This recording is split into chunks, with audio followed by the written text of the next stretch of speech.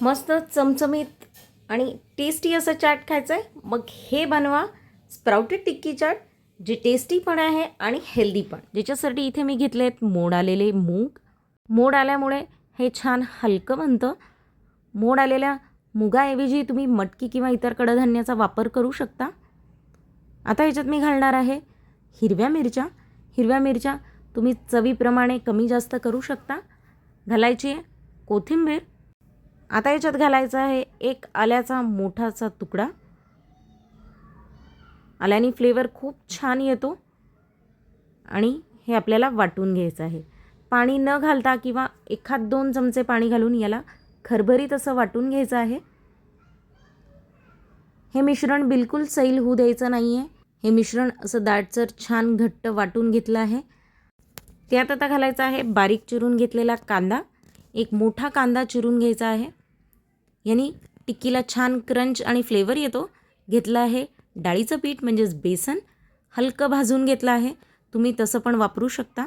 बेसनाऐवजी तुम्ही ब्रेड क्रम्सचा पण वापर करू शकता. आता घालायचे काही बेसिक मसाले जसं हळद, लाल तिखट. लाल तिखट मिरचीच्या हिशोबाने घालायचं आहे. आपण ऑलरेडी मिरची घातली आहे.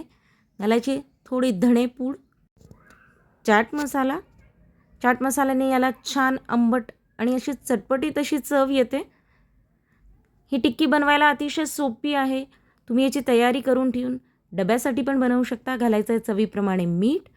आता इथे मी याच्यात घालणार आहे थोडं पनीर. पनीर किसून घ्यायचं आहे. हे एकसारखं छान मिक्स होतं. तुम्हाला हवं तर तुम्ही हाताने पण ह्याला कुस्करू शकता. पनीरमुळे याच्यात थोडंसं प्रोटीन ॲड होतं आणि याला बाइंडिंग पण छान मिळतं. चवीत पण छान लागतं. आता हे हाताने व्यवस्थित मिक्स करून घ्यायचं आहे. याला छान असं दाबून व्यवस्थित मिक्स करायचं आहे. बेसन, पनीर आणि वाटून घेतलेले आपले मूग हे व्यवस्थित मिक्स करून याचा एक छानसा गोळा बनवून घ्यायचा आहे. हे खूप सोपं आणि अतिशय बेसिक इन्ग्रेडियंट्सनी बनणारा पदार्थ आहे. तुम्ही याला एकदम सैलसर वाटून याचे धिरडे पण घालू शकता. आता या मिश्रणाचे करायचे आहेत टिक्की. लहान मोठी तुम्ही तुमच्या आवडीप्रमाणे याची टिक्की करू शकता. हे बघा, अशा पद्धतीत बिना पाणी घालताच ही टिक्की व्यवस्थित बनवून तयार होऊन जाते. अशाच टिक्की आपण बनवून घेणार आहे.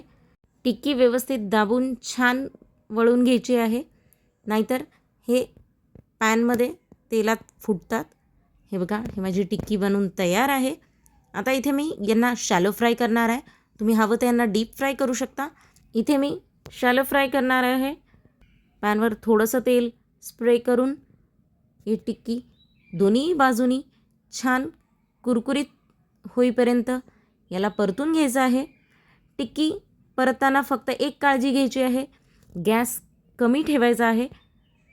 मंद आचेवर यांना जितकं भाजाल तितकं ते छान हलके भाजले जातील. एकीकडे टिक्की ठेवल्यानंतर झाकण ठेवून याला हलकी वाफ येऊ देणार आहे. खालच्या बाजूनी छान ते क्रिस्प होत आहेत. एक 5 मिनिटांनी याचं झाकण काढायचं आहे. एक 5 ते 7 मिनिटांनी टिक्कीला आपण उलटून घेणार आहे. हे बघा, खालून ही व्यवस्थित झाली आहे. सगळ्या टिक्की परतून झाल्यात. इथे चाट बनवण्यासाठी टिक्की घेणार आहे मी एका प्लेटमध्ये. आता त्याच्यात घालणार आहे छान फेटून घेतलेलं दही. आता घालायची आहे त्याच्यावर मस्त खमंग अशी हिरवी चटणी. त्याचबरोबर त्याच्यावर घालायची आहे चिंचगुळाची चटणी, आंबट गोड, कांदा आणि शेव. मस्त खमंग चमचमीत मूग स्प्राउट टिक्की चाट तयार आहे. एकदा नक्की ट्राय करून बघा.